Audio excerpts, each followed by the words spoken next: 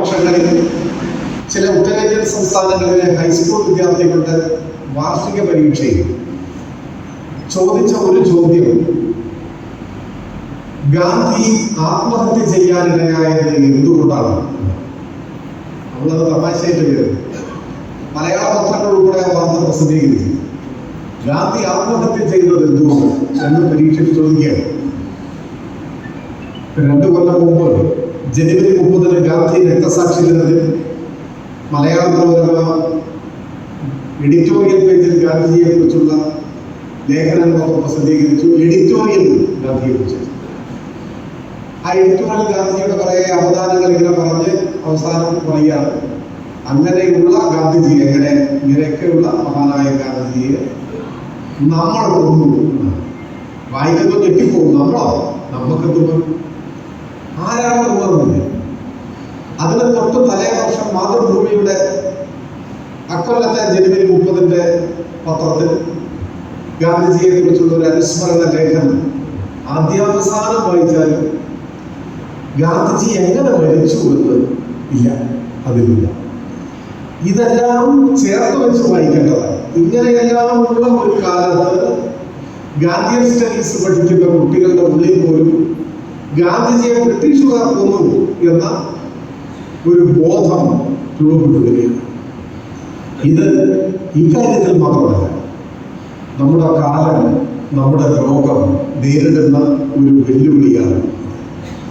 സച്ചിദാനന്ദൻ മാഷ്, പ്രശസ്ത കവി സച്ചിദാനന്ദൻ മാഷ് പണ്ടെഴുതിയ ഒരു കവിതയുണ്ട്, എല്ലാം മറക്കുന്നവൻ എന്നോ മറ്റോ ആണ് ആ കവിതയുടെ പേര്. ഞാനതിന്റെ വരികളെല്ലാം കൃത്യമായി ഓർമ്മിച്ചിരിക്കുന്നില്ല. സുന്നത രാജ്യത്തെ വാത്സ എന്ന ചെറുപ്പക്കാരന് മറവി രോഗം ബാധിച്ചു എന്നോ മറ്റോ ആണ് ആ കവിത ആരംഭിക്കുന്നത്. അപ്പോൾ രാജ്യത്തെ ഒരു ചെറുപ്പക്കാരന് മറവി രോഗം ബാധിച്ചു. അയാൾ ഭക്ഷണം കഴിക്കാൻ മറന്നു, അയാൾ വസ്ത്രം ധരിക്കാൻ മറന്നു, അയാൾ സ്വന്തം പേര് തന്നെ മറന്നു, അങ്ങനെ എല്ലാം മറന്നുകൊണ്ടു. എല്ലാ ചികിത്സയും ചെയ്തു നോക്കി, പക്ഷെ ഒന്നും ഫലിക്കുന്നില്ല. അവസാനം മറവി രോഗം ബാധിച്ച ഈ ചെറുപ്പക്കാരനെ ദേഷ്യസ് എന്ന ഒരു പണ്ഡിതനെ എടുത്തുകൊണ്ടുപോവാണ് ചികിത്സിക്കുക. അപ്പൊ ആ പണ്ഡിതനെ ചികിത്സിക്കുക. ഭക്ഷണം കഴിക്കാൻ മറന്നുപോയ വാത്സയെ 2 നാൾ പട്ടിണിക്കിടാൻ ദേഷ്യസ് ഉപദേശിച്ചു. 2 ദിവസം പട്ടിണി കിടന്നപ്പോൾ ഭക്ഷണം കഴിക്കണം ഓർമ്മ പോകും, എല്ലാവരും ഓർമ്മ വരും. അങ്ങനെ ഓരോന്നായി ഓർമ്മകൾ തിരിച്ചു കിട്ടിയപ്പോൾ അവസാനം വാത്സയെ നടത്തുന്ന ഒരു പ്രതികരണമാണ്. അയാൾ പറയുന്നു, എനിക്ക് ഈ ഓർമ്മകളുടെ ഭാരം താങ്ങാനാവുന്നില്ല, എനിക്ക് എന്റെ മറവികളെ തിരികെ തരൂ എന്നാണ്. അപ്പൊ എല്ലാം മറന്നു കഴിഞ്ഞാൽ നിങ്ങൾക്ക് ഭാരമില്ലാത്ത ഒരു ജീവിതം നയിക്കാനാണ്. എന്നാൽ എല്ലാം ഓർമ്മിച്ചിരിക്കുന്ന മനുഷ്യന് ആ ഓർമ്മകളിലൂടെ കൈവരുന്ന ഉത്തരവാദിത്വങ്ങളുടേതായ ഒരു ഭാരമാണ്. ആ ഭാരം, ഉത്തരവാദിത്വത്തിന്റെ ഭാരം ഏറ്റെടുത്തേ മുൻപോട്ട് പോകാനാവും. അപ്പൊ നമ്മുടെ നാടിന്റെ ചരിത്രം അറിയാത്ത ഒരാൾ, മറന്നുപോയ ഒരാൾ, ഒരു ഭാരവുമില്ലാതെ വളരെ അലസമായ ഒരു ജീവിതം നയിക്കാൻ പറ്റും. അയാൾക്ക് ഒരു ഉത്തരവാദിത്വം ഏറ്റെടുക്കേണ്ടതായി വരില്ല. പക്ഷെ എങ്ങനെ നമ്മുടെ നാട് ഇങ്ങനെ രൂപപ്പെട്ടു വന്നു? മനുഷ്യർക്ക് ആത്മാഭിമാനത്തോടെ ജീവിക്കാൻ കഴിയുന്ന ഒരു ഭൂപ്രദേശമായി മാറിയത് എങ്ങനെയാണ്? എങ്ങനെയായിരുന്നു നമ്മുടെ നാട് ഇന്നലകളിൽ? അങ്ങനെ ഇന്നലകളിൽ എന്ന് പറയുമ്പോൾ സ്വാമി വിവേകാനന്ദൻ കേരളത്തെ വിശേഷിപ്പിച്ചത് ഭ്രാന്താലയമെന്നാണ്. ചില താർക്കികന്മാർ, ഇപ്പൊ താർക്കികന്മാരുടെ കാലമാണ്. വിവേകാനന്ദൻ 1 വർഷമൊക്കെ എടുത്തിട്ട് അന്ന് കേരളം ഉണ്ടായിട്ടില്ലല്ലോ, പിന്നെ എങ്ങനെയാണ് കേരളത്തെ പറയും? കേരളം 56 നവംബർ 1 കേരളം രൂപപ്പെട്ടത്. സ്വാമി വിവേകാനന്ദൻ ഇപ്പൊ കേരളം രൂപപ്പെട്ടിട്ടില്ല. ഏത് ഒരു ഭാഷാ സംസ്ഥാനം എന്ന നിലയിൽ കേരളം രൂപപ്പെട്ടിട്ടില്ല, ശരി.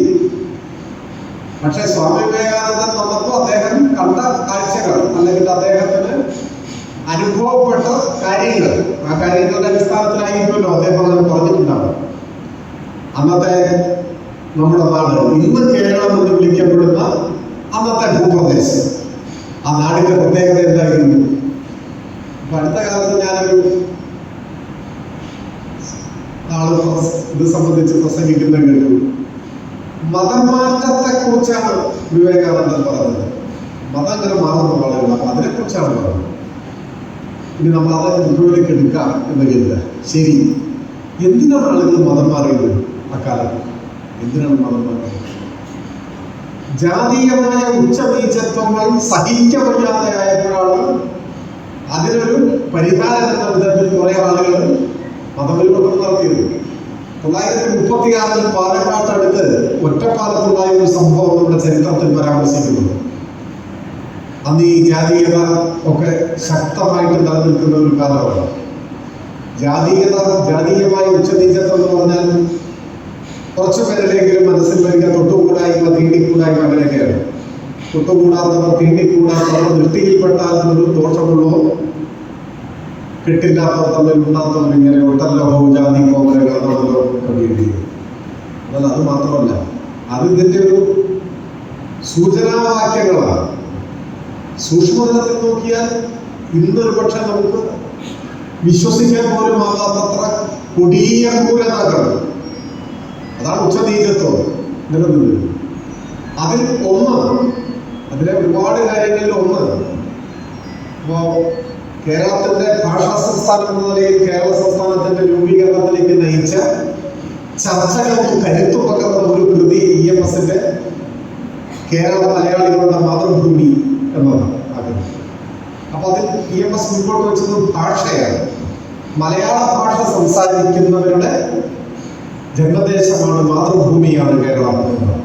സത്യത്തിൽ അതിന്റെ വികാസമാണ് സംസ്ഥാന രൂപീകരണത്തിന് മാനദണ്ഡമായി വരുന്നത്. ഭാഷാ സംസ്ഥാനമാണ്, ഭാഷാ സംസ്ഥാനങ്ങളാണ്. ഞാൻ പറഞ്ഞു വന്നത് ഒരു മലയാളമായിരുന്നില്ല. ഇപ്പോഴും മലയാളത്തിന് ശൈലീ ഭേദങ്ങളും പ്രാദേശിക ഭേദങ്ങളും ഉണ്ടാകും. കാഞ്ഞങ്ങാട്ടെ പറയുന്ന മലയാളമാണല്ലോ കാസർഗോഡ് പറയുന്നത്, അടുത്തടുത്ത സ്ഥലമായിട്ട് പോലും. തൃശ്ശൂരിൽ ചെല്ലുമ്പോൾ വേറെ മലയാളം, തിരുവനന്തപുരം ചെല്ലുമ്പോൾ വേറെ മലയാളം. അത് വേറെ, ഞാൻ അതല്ല പറഞ്ഞത്. ഒരു ആഢ്യ മലയാളം ഉണ്ടായിരുന്നു. സവർണർ, ജന്മി തമ്പുരാക്കൾ അവരെ സംസാരിച്ചിരുന്ന, അവരെ കുറിച്ച് പറഞ്ഞിരുന്ന അത്തരം വ്യവഹാരങ്ങൾക്ക് ഉപയോഗിക്കുന്ന സംസ്കൃതവൽക്കരിക്കപ്പെട്ട ഒരു ആഢ്യ മലയാളം. എന്നാൽ അധസ്ഥിതർ, പട്ടികജാതി പട്ടികവർഗം, മറ്റു പിന്നാക്ക വിഭാഗത്തിൽപ്പെട്ടവർ, ദരിദ്രർ, ദളിതർ, തൊഴിലാളികൾ, അങ്ങനെയുള്ളവരുടെ ജീവിതത്തെ കുറിച്ച് പരാമർശിക്കുന്ന, അവർക്ക് പറയാൻ അനുവാദം ഉണ്ടായിരുന്ന ഒരു മലയാളമാണ്. അപ്പൊ അങ്ങനെ രണ്ട് തരത്തിലുള്ള മലയാളം നിലവിലുണ്ടായിരുന്ന ഒരു നാടാണ് നമ്മുടെ നാട്. പേരുകൾക്ക് ആ പ്രശ്നം ഉണ്ടായിരുന്നു. ഇപ്പൊ ഏത് പേര് കുട്ടികൾക്കിടാം. പുതിയ തലമുറയിൽ ചെറിയ കുട്ടികളുടെ പേരൊക്കെ നമ്മൾ ചോദിക്കുമ്പോൾ ചില പേരൊക്കെ കേട്ടാൽ സാവദേശീയ മാനങ്ങളുള്ള പേരാണ്. നമുക്കറിയാത്ത വളരെ കൗതുകവും ഭംഗിയുമുള്ള പേരുകളൊക്കെ ഉണ്ട്, ഇഷ്ടമുള്ള പേരുകൾ. പണ്ടൊക്കെ പറ്റുമായിരുന്നില്ലല്ലോ. ഇപ്പോ OV വിജയന്റെ ചില കൃതികൾ വായിച്ചാൽ അതിലെ കഥാപാത്രങ്ങളുടെ പേര് വായിക്കുമ്പോൾ പെട്ടെന്ന് ഇപ്പോഴാണ് വായിക്കുന്നതെങ്കിൽ നമുക്ക് പെട്ടെന്ന് അത് ദഹിക്കില്ല. ഇത് ഏത് നാട്ടിലെ ആളുകൾക്കാണ് ഇങ്ങനെയൊക്കെ പേര് കിട്ടുന്നത്? OV വിജയന്റെ അരക്ഷിതാവസ്ഥ എന്നൊരു കഥയുണ്ട്. ആ കഥയിൽ ഒരാളുടെ പേര് നങ്കേലി എന്നാണ്. നങ്കേലി എന്ന് കേട്ടിട്ടുണ്ടോ? ഇത് പുരുഷന്റെ പേരാണ്. നങ്കേലി പുരുഷന്റെ പേരാണ്. കൃമി വേറൊരാളുടെ പേരാണ്. അങ്ങനെ മനുഷ്യന്റെ പേരുണ്ടാവും. ഇങ്ങനെയൊക്കെയുള്ള കുറെ പേരുകൾ. കോമ്പി, കടൽത്തീരത്തുന്ന കഥയിൽ ഒരാളാണ് കോമ്പി പൂശായ. എന്നാൽ പാലക്കാട്ട് ഒരു 100 വർഷം മുൻപുള്ള ചില രേഖകൾ പരിശോധിക്കുമ്പോൾ നമ്മൾ അത്ഭുതപ്പെട്ടു പോകുന്ന പേരുകളാണ് മനുഷ്യന്. മനുഷ്യന് പട്ടി എന്ന് പേര്. രേഖയിൽ പട്ടി എന്നാണ് പേര്. അത് ഏതോ ഒരു ജന്മി തമ്പുരാൻ ദേഷ്യപ്പെടുമ്പോഴത്തിനെ വിളിച്ച പേരാണ്. അത് രേഖയിലെല്ലാം അങ്ങനെ പേരായി മാറി. അപ്പൊ തീർത്തും അപരിഷ്കൃതമായ പേരുകൾ, മനുഷ്യവിരുദ്ധമായ പേരുകൾ കേരളത്തിൽ പറഞ്ഞിട്ടുണ്ട്. അങ്ങനെയുള്ള പേരിടാനേ അനുവാദം ഉണ്ടായിരുന്നു.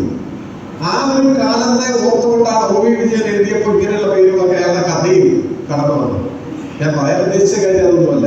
1936 ഒറ്റപ്പാലത്ത് ഒരു പലചരക്ക് കടയിൽ സാധനങ്ങൾ വാങ്ങിക്കാൻ വേണ്ടി ചെന്ന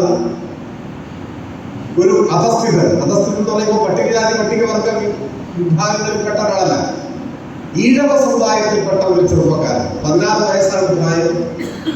ശിവരാമൻ എന്നാണ് പേര്. അയാൾ പറഞ്ഞു അത്ര എനിക്ക് ഒരു കാലത്തിൽ ഉപ്പ് വേണം. ഉപ്പ് അന്നത്തെ പ്രശ്നം, ഞാൻ നേരത്തെ പറഞ്ഞ ഭാഷാപരമായ പ്രശ്നത്തിന്റെ അടിസ്ഥാനത്തിൽ ഉപ്പ് എന്ന് പറയാൻ സവർണ സമുദായാംഗങ്ങളിൽപ്പെട്ടവർക്ക് മാത്രമേ അവകാശമുള്ളൂ, അല്ലാതെ പറയാൻ. ഉപ്പ് വേണം എന്ന് പറഞ്ഞിരിക്കുന്നു. വലിയൊരു സംഘർഷം കൂട്ടിപ്പുറപ്പെട്ടു ചരിത്രത്തിൽ.